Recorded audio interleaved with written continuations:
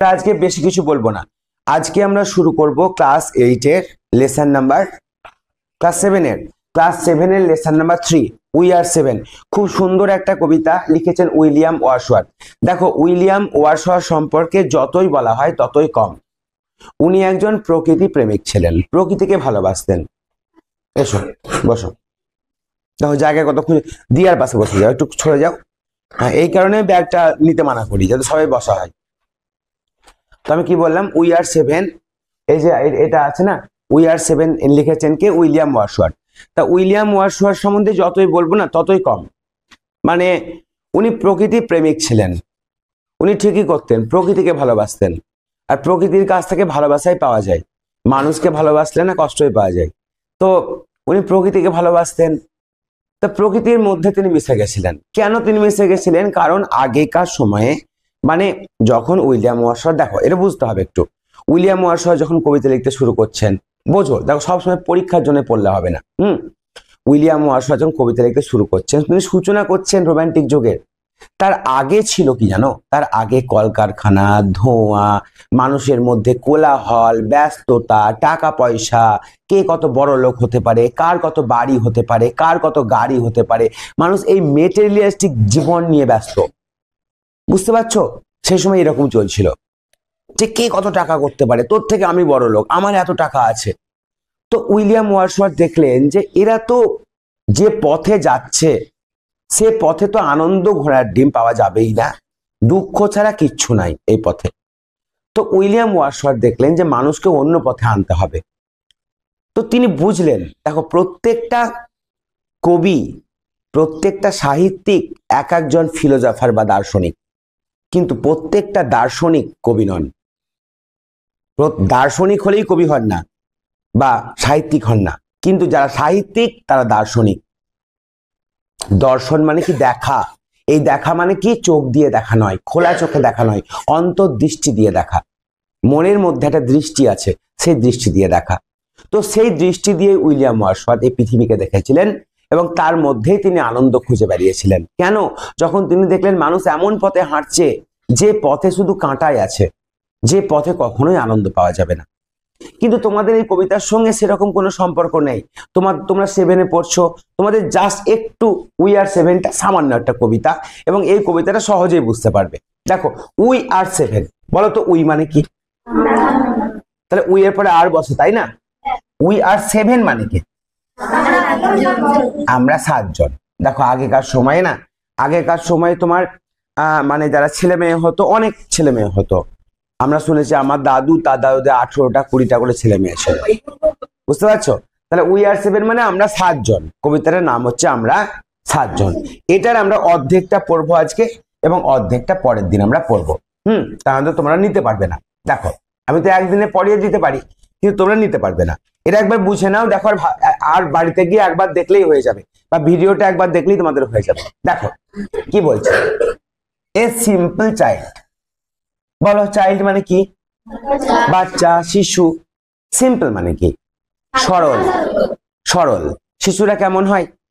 সরল হয়। এ মানে কি বলো? অ্যাক্টিভ। এই চাইল্ডটা কোন পার্টস অফ স্পিচ? আচ্ছা, ওটা পরে আসছি আমরা পার্টস অফ স্পিচে। তাহলে দেখো, এ সিম্পল চাইল্ড, একটা সরল বাচ্চা। এ মানে অ্যাক্টিভ, সিম্পল মানে সরল, চাইল্ড মানে শিশু। তাহলে একটা সরল শিশু। দ্যাট কার পরিবর্তে বসেছে? চাইল্ডের জন্য বসেছে। যে, দ্যাট মানে এখানে যে। স্লাইটলি, হালকা ভাবে। ড্রজ মানে নেয়। কি নেয়? ইটস ব্রিথ, শ্বাস নেয়। আমরা প্রত্যেকেই তো শ্বাস নেই, তাই না? এ শ্বাস কে চালাচ্ছে? স্বয়ং ঈশ্বর চালাচ্ছেন। আর আমরা বলি আমরা সবকিছু করছি না।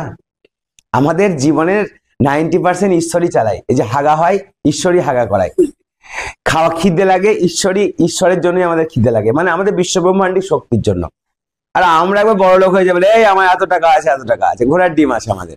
দেখো, that slightly draws it breath. তার কি? একটা সিম্পল চাইল্ড, একটা সাধারণ বাচ্চা যে হালকা ভাবে তার শ্বাস নেয়। সে জীবনে প্রথম এসছে, পৃথিবীর মুখ দেখেছে। অ্যান্ড ফিলস, এবং অনুভব করে। ফিল মানে কি করা? অনুভব করা।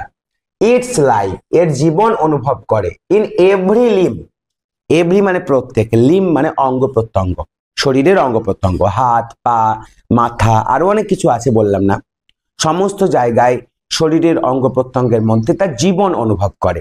একটা শিশুর মধ্যে না রোগ কম থাকে। একটা শিশু যখন প্রথম হয় তার মধ্যে রোগ থাকে, কোলেস্টেরল থাকে নাকি, তার সুগার থাকে নাকি, প্রেশার থাকে নাকি, এসব থাকে না তো, বড় হলে থাকে এগুলো। তো একটা সাধারণ শিশু, তো তার কি এখানে এইটুকুর মধ্যে কি পড়লা, একটা সাধারণ শিশু যে সরলভাবে শ্বাস নেয় সে তার জীবনের সমস্ত অঙ্গ প্রত্যঙ্গে জীবন অনুভব করে। ঠিক আছে, এবার দেখো লাস্ট কোশ্চেন, লাস্ট একটা কোশ্চেন, এটাকে বলা হয় রেটোরিক্যাল কোশ্চেন। কবি বলছেন হোয়াট শুড, এই যে শুড বসেছে না, শুড উচিত অর্থে বসে, শুড উচিত অর্থে বসে। হোয়াট শুড ইট, ইট বলতে এই ছেলেটার কথা বলছে, বাচ্চার কথা বলছে। নো মানে জানা, অফ ডেথ কি সম্পর্কে, মৃত্যু সম্পর্কে। হোয়াট মানে কি, মৃত্যু সম্পর্কে এর কি কিছু জানা উচিত, শুড উচিত অর্থে বসছে। বলো একটা শিশু মৃত্যু সম্পর্কে জানবে? জানবে না, তোমরাই জানো না এখনো। মৃত্যু সম্পর্কে এর কি কিছু জানা উচিত, কেন বলছেন কবি, লাস্টে গিয়ে বুঝতে পারবা কেন তিনি বলছেন উই আর সেভেন কবিতাটার নাম। লাস্টে গিয়ে বুঝতে পারবা যে কেন তিনি বলছেন এই বাচ্চা শিশুটা মৃত্যু সম্পর্কে কিচ্ছু জানে না, জানবেই না তো, মৃত্যু কি জিনিস, মরে গেলে কি হয়, এসব তার মাথায় কিন্তু নাই। তাহলে প্রথম স্ট্যান্ডায় আমরা কি পড়লাম বলো, কি পড়লাম, এ সিম্পল চাইল্ড, একটা সরল শিশু, দ্যাট যেটা, লাইটলি মানে হালকা ভাবে, হালকা ভাবে কি করে, ড্রস মানে নেয়, ইটস ব্রিথ এর শ্বাস, অ্যান্ড মানে এবং, ফিলস অনুভব করে, ইটস লাইফ এর জীবন, ইন এভরি লিম প্রত্যেকটা অঙ্গ প্রত্যঙ্গে, হোয়াট শুড ইট নো এর কি কি জানা উচিত, অফ ডেথ মৃত্যু সম্পর্কে। বোঝা গেল? তারপরে স্ট্যান্ডায় এসো। এই যে এই কথাটা কবি বললেন প্রথমে, কেন বললেন তিনি, কারণটা পরের স্ট্যান্ডায় রয়েছে।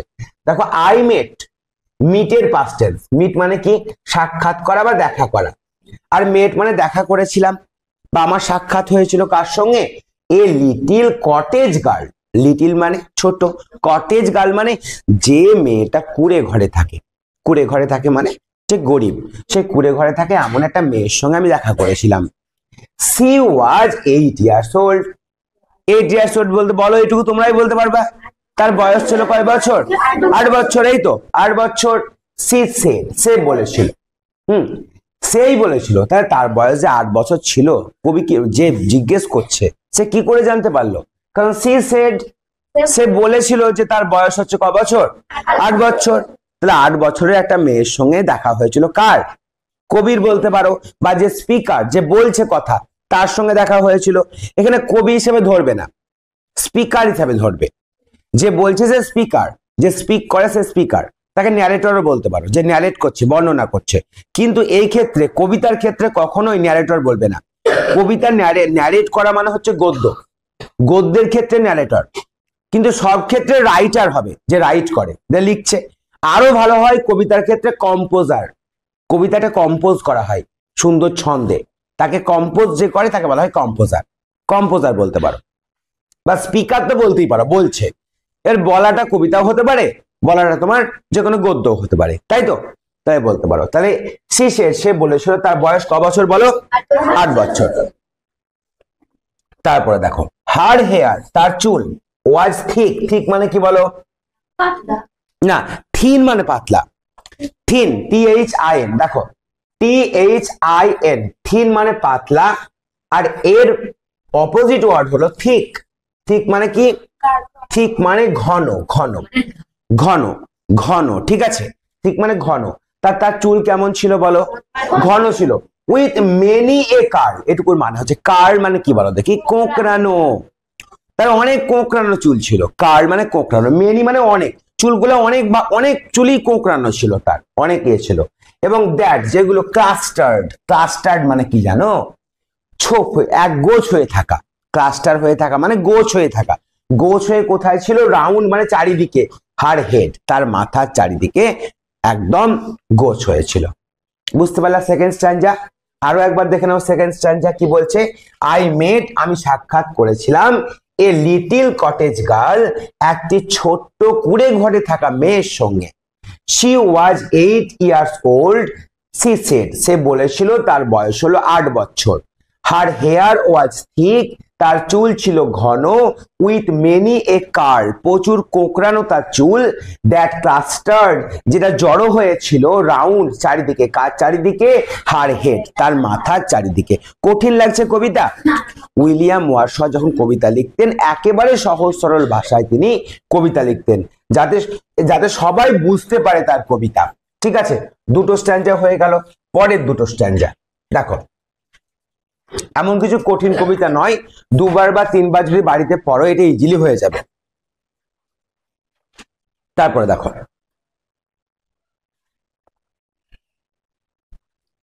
She had. আচ্ছা, হ্যাড মানে কি বলো দেখি? হ্যাজ বা হ্যাভ মানে থাকা, কারোর কোনো কিছু থাকা। যেমন আই হ্যাভ এ পেন, আমার একটি পেন আছে। আর সি হ্যাড মানে তার ছিল। তার কি ছিল? এ রাস্টিক, জানো রাস্টিক মানে কি? গ্রাম্য। মানে মানে বলতে পারে গ্রামের ছেলেমেয়েরা যেমন ধুলো বাড়িতে মিশে থাকে তাদেরকে বলা হয় রাস্টিক। অনেক ছেলেমেয়ে ধুলো বাড়িতে খেলে, ওদেরকে বলা হয় রাস্টিক। উডল্যান্ড এয়ার, উডল্যান্ড মানে কি? উডল্যান্ড বলতেও কিন্তু এখানে উডল্যান্ড বলতে বন নয়, দেখবে গ্রামের মধ্যে প্রচুর গাছপালা থাকে, সেই হিসেবে উডল্যান্ড বলা হচ্ছে। আর এয়ার মানে এখানে বাতাস নয়, পরিবেশের কথা বলা হচ্ছে। তাহলে তার ছিল এমন একটা পরিবেশের কথা বলছি। কেমন পরিবেশ ছিল তার? তার চারিদিকে প্রচুর সুন্দর রাস্তা ছিল চকচকে, যেখান থেকে প্রচুর গাড়ি চলতো, চারিদিকে বিল্ডিং ছিল। ওটা কোথায় থাকে? শহরে থাকে। এটা গ্রামের কথা বলছে। প্রথমে বলেছে কটেজ গার্ল। তাহলে তার রাস্টিক মানে, রাস্টিক বলতে ধুলোবালিতে মেশা, তার উডল্যান্ড এয়ার মানে গ্রাম্য পরিবেশে, মানে এইটুকুর মানে হলো তার সেই গ্রাম্য পরিবেশে মানুষ, তার পরিবেশ ছিল গ্রাম্য। তারপরে দেখো, অ্যান্ড এবং সি ওয়াজ ওয়াইল্ডলি ক্ল্যাড। ওয়াইল্ডলি এই কথাটার মানে হলো বন্যভাবে। আর বন্য কারা হয়? যারা জীবজন্তুরা হয়, তারা পোশাকও পরে না, ল্যাংটো হয়ে থাকে। তারা দেখবা তোমার বন্যরা কি খুব পরিষ্কার পরিচ্ছন্ন হয়? অপরিষ্কার হয়। তাহলে অপরিষ্কার বলতে পারো। ক্ল্যাড মানে কি জানো? পোশাক পরিহিত। মানে তার পোশাক ছিল নোংরা, গরিব মানুষ, তার পোশাক ছিল একেবারে নোংরা, সেটাই বলতে চাইছে যে সি ওয়াজ ওয়াইডলি ক্ল্যাড, তার পোশাক ছিল নোংরা। হার আইজ ওয়ার ফেয়ার, এটা তো ঈশ্বরের দান, এটা তো আর কেউ কেড়ে নিতে পারবে না। তার চোখ ছিল ফেয়ার, ফেয়ার মানে সুন্দর, very fair and very fair, আবার বলছেন কবি জোর দিয়ে, খুব সুন্দর তার চোখ ছিল। ঠিক আছে, মেয়েটার চোখ খুব সুন্দর ছিল। হার বিউটি, তার সৌন্দর্য, মেড মি করেছিল আমাকে গ্ল্যাড। গ্ল্যাড মানে কি বলো? খুশি। তার সৌন্দর্য আমাকে খুশি করেছিল। বুঝতে পারলা? তাহলে এই স্ট্যান্ডার্ডটার মানে কি হলো? আবার দেখো, সি হ্যাড, তার ছিল এ রাস্টিক উডল্যান্ড এয়ার। এ রাস্টিক উডল্যান্ড এয়ার মানে গ্রাম্য পরিবেশ, এটুকু মনে রাখো, বন্য গ্রাম্য পরিবেশ। And C was widely clad, তার ছিল মানে নোংরা পোশাক পরিহিত বা অপরিষ্কার পোশাক পরিহিত। ওয়াইডলি মানে কিন্তু বন্য হয়, বন্য পোশাক বলতে পারো, তুমি বলতেই পারো বন্য পোশাক, ভুল হবে না। কিন্তু বন্য বলতে কবি বোঝাতে চেয়েছেন যে নোংরা পোশাক। ঠিক আছে। হার আইজ ওয়ার ফেয়ার, তার চোখগুলি ছিল পরিষ্কার, মানে সুন্দর, এখানে ফেয়ার মানে সুন্দর। অ্যান্ড ভেরি ফেয়ার, খুব সুন্দর। হার বিউটি, তার সৌন্দর্য, মেড মানে করেছিল, মি মানে আমাকে, গ্ল্যাড, গ্ল্যাড মানে খুশি। তারপরে স্ট্যান্জা দেখো, সিস্টার্স অ্যান্ড ব্রাদার্স, ভাই বোন। লিটিল মেড, মেড মানে কি বলো দেখি? কুমারী মেয়েকে বলা হয় মেড, যাদের বিয়ে হয়নি। তোমরা সবাই কুমারী, তাহলে ছোট্ট মেয়ে, এখানে এখানে মেড বলতে ছোট্ট মেয়ের কথা বলা হচ্ছে, কুমারী মেয়েও নয়, ছোট্ট মেয়ে। সিস্টার্স অ্যান্ড ব্রাদার্স, দেখো এটুকু ভুলে যাও, sisters and brothers, how many may you be. এবার এটা এইভাবে পড়ো, how many may you be sisters and brothers, মানে কত তোমার ভাই বোন আছে। লিটিল মেড, ছোট্ট মেয়ে। তোমার ভাই বোন কটা? আমরা জিজ্ঞেস করি না বাচ্চাদেরকে, তোমার ভাই বোন কটা? এটুকুর মানে হলো সিস্টার্স অ্যান্ড ব্রাদার্স, ভাই বোন। লিটিল মেড, ছোট্ট মেয়ে। How many may you be, কত বেশি তোমার আছে। মেনি কেন বসলো, মাছ কেন বসলো না? হাউ মাছ, কারণ ভাই বোন না এস আছে বলে শুধু নয়, শুধু হ্যাঁ এস তো আছে, কিন্তু শুধু এস আছে বলেই নয়। দেখো সিস্টার্স এবং ব্রাদার্সকে গোনা যায়, সেই জন্য মেনি বসেছে।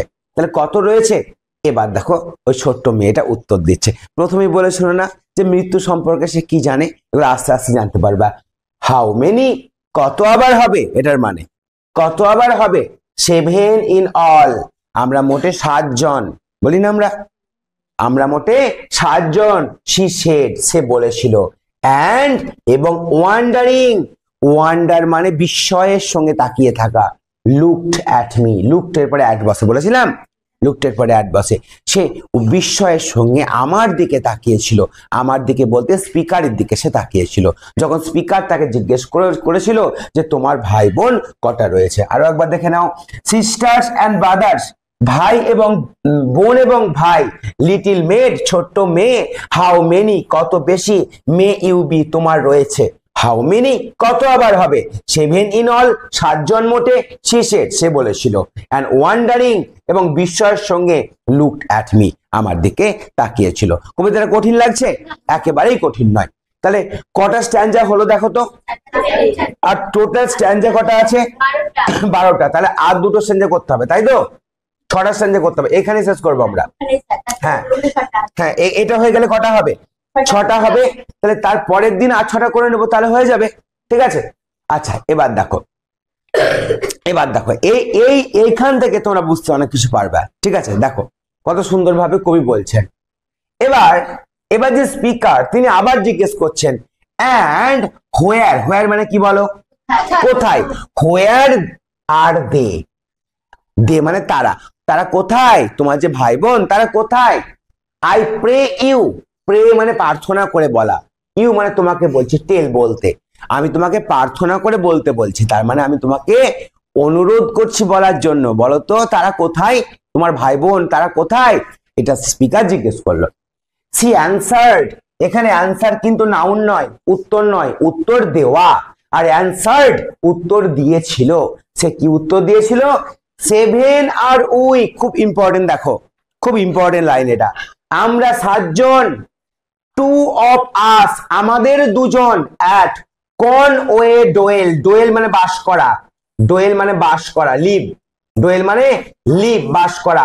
কনওয়ে একটা জায়গার নাম, যেমন মোরগাম একটা জায়গার নাম, কনওয়েতে বাস করে। তাহলে 2 জন কোথায় বাস করে? তাদের কনওয়েতে বাস করে। হয়তো কোনো কাজ করে, অনেক বড় ছেলে মেয়ে হতে পারে, কারণ যেহেতু গরিব মানুষ, একটা পেলা। 2 are gone to sea, 2 জন গেছে সমুদ্রে, তারা সমুদ্রে কাজ করে হয়তো, হয়তো সমুদ্রে কোনো কাজের পেশায় যুক্ত। তাহলে 2 জন কোথায় গেছে? সমুদ্রে। কজনকে পেলা? 4 জনকে পেলা। এটা আর একবার দেখো, এমন কিছু কঠিন নয়। and where are they, তারা কোথায়? I pray you tell, আমি প্রার্থনা করে বলছি তোমাকে বলতে, তুমি বলো, তোমাকে অনুনয় বিনয় করে তোমাকে আমি রিকোয়েস্ট করছি, তুমি বলো তারা কোথায়। she answered, সে উত্তর দিল। 7 আর উই, আমরা 7 জন, and 2 of us, আমাদের 2 জন, at Conway dwell, কনওয়েতে বাস করে। হলো 2 are gone to sea, 2 জন গেছে সমুদ্রে। তাহলে 4 জনের কথা বলে ফেললো, তাহলে বাকি থাকলো কজন? 3 জন। এবার দেখো লাস্ট স্ট্যান্জা, 2 of us, এটা ভীষণ ইম্পর্টেন্ট লাইন। আমাদের 2 জন, in the churchyard lie, চার্চইয়ার্ড মানে জানো? চার্চ মানে হলো গির্জা, হিন্দুদের যেমন মন্দির, মুসলিমদের যেমন মসজিদ, খ্রিস্টানদের তেমনি চার্চ বা গির্জা। আর চার্চ ইয়ার্ড মানে বারান্দা।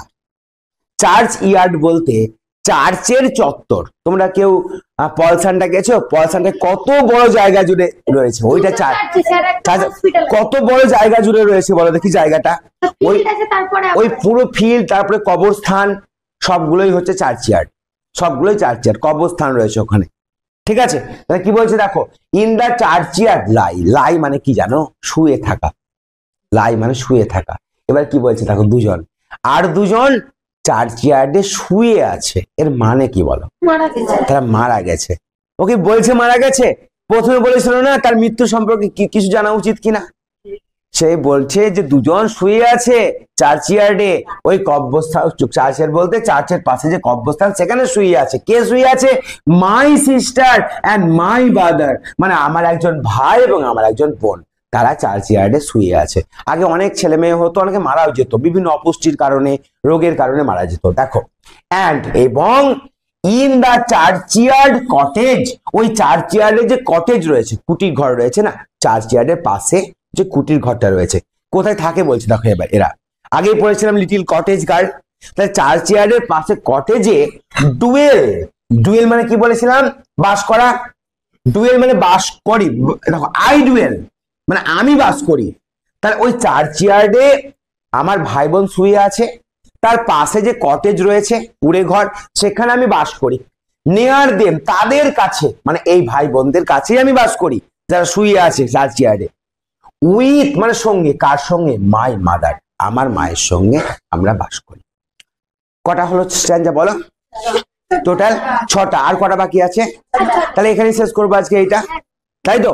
তাহলে দেখো এই কবিতাটার অর্ধেকটা পড়ে কি বুঝলাম, যে শেষ পর্যন্ত সে জানেই না যে অ্যাকচুয়ালি মারা গেছে। ঠিক আছে, তো সেই জন্যই কবি প্রথমে প্রশ্ন করেছিল যে মৃত্যু সম্পর্কে এর কি কিছু জানা উচিত? উচিত নয় তো। আমার মেয়েটা, ছোট্ট মেয়ে, সেই মেয়েটা মৃত্যু সম্পর্কে কি জানবে? কিছুই জানবে না। মৃত্যু কি, জন্ম কি, এসব কিছুই জানবে না। যত আস্তে আস্তে বড় হবে তত আস্তে আস্তে কুটিল বুদ্ধি হবে। মানুষ কুটিল হবে আস্তে আস্তে। আর যত তুমি সরল সাধারণ হবে তত মানুষের কাছে গাল খাবা আর থুবড়ে পড়বা। এটা হচ্ছে নিয়ম। ঠিক আছে, তাহলে এই হয়ে গেল আমাদের কবিতা। এরপর আমরা গ্রামার শুরু করব, তার আগে আমাদের 10 মিনিটের রেস্ট। কেউ চিৎকার করো।